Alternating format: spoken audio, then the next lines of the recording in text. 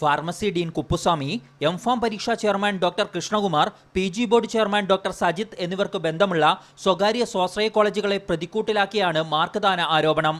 കേന്ദ്രീകൃത മൂല്യനിർണ്ണയം നടത്തിയ പരീക്ഷയ്ക്ക് 65% മാർക്ക് മാത്രം നേടിയവർക്ക് 90%-ലധികം ഇന്റേണൽ മാർക്ക് ലഭിച്ചതാണ് പരാതിയുടെ അടിസ്ഥാനം.